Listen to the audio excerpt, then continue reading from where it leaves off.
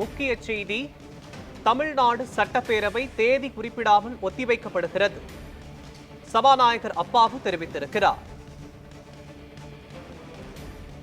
தமிழ்நாடு சட்டப்பேரவை தேதி குறிப்பிடாமல் ஒத்திவைக்கப்பட்டுள்ளது. முக்கிய செய்தியாக பார்த்து வருகிறோம்.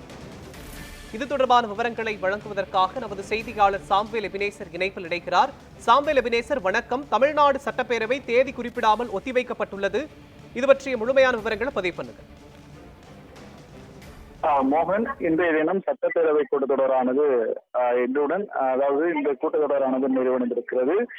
மீண்டும் இந்த சட்டப்பேரவை கூடும் நாள் என்பது குறிப்பிடாமல் சட்டப்பேரவை கூட்டத்தொடரானது தேதி குறிப்பிடாமல் ஒத்திவைத்து சட்டப்பேரவை தலைவர் அப்பாவு தெரிவித்திருக்கிறார்.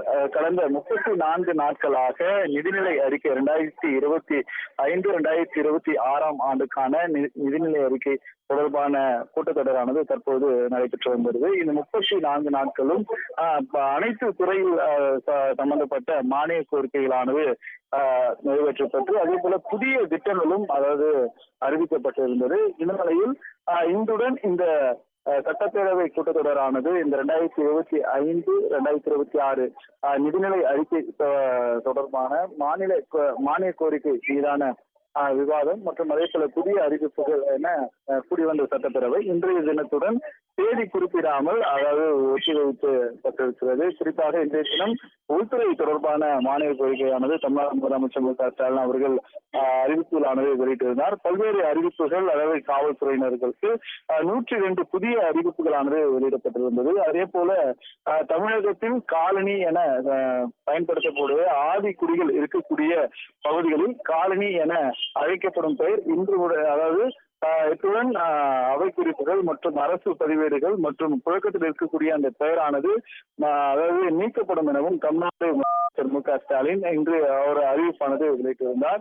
அதே போல காவலர்களுக்கு என ஒரு நாள் கொண்டாடப்படும் எனவும் செப்டம்பர் 6ஆம் தேதி கொண்டாடப்படும் எனவும் தமிழ்நாடு முதலமைச்சர் காவலர்களுக்காக ஒரு நாளை அவர் இன்றைய தினம் அறிவிப்பாக வெளியிட்டிருந்தார். குறிப்பாக சட்ட ஒழுங்கு மற்றும் தமிழக மக்களை பாதுகாக்கக்கூடிய பணிகளில் ஈடுபட்டு வரக்கூடிய காவலர்களுக்கு ஒரு தனி நாளாக ஒரு நாள் ஒதுக்கப்பட்டு அதனால் கொண்டாடப்படும் எனவும் தமிழ்நாடு முதலமைச்சர் மு க ஸ்டாலின் தெரிவித்திருந்தார். அதே போல பல்வேறு அறிவிப்புகள் கலைஞர் பல்கலைக்கழகம் துவங்குவது தொடர்பாக பள்ளி கல்வித்துறை சார்ந்த பல்வேறு அறிவிப்புகள், அதே போல தொழில்துறை சார்ந்த பல்வேறு அறிவிப்புகள், வேளாண் துறை சார்ந்த பல்வேறு அறிவிப்புகள் என அனைத்து துறைகளிலும் பல்வேறு அறிவிப்புகள் பல்வேறு புதிய திட்டங்களானது கொண்டு வரப்பட்டு இருந்தது. இந்நிலையில் இந்த கூட்டத்தொடரானது கடந்த 34 நாட்களாக நடைபெற்று வந்த இந்த கூட்டத்தொடரில் இன்றுடன் இந்த கூட்டத்தொடரானது நிறைவடைந்திருக்கிறது. மீண்டும் தேதி குறிப்பிடாமல் இந்த கூட்டத்தொடரானது ஒத்திவைக்கப்பட்டதாக அவை முன்னவர் துரைமுருகன் அறிவித்திருப்பது குறிப்பிடத்தக்கது. மோகன், விவரங்களுக்கு நன்றி சாமுவேல் எபினேசர்.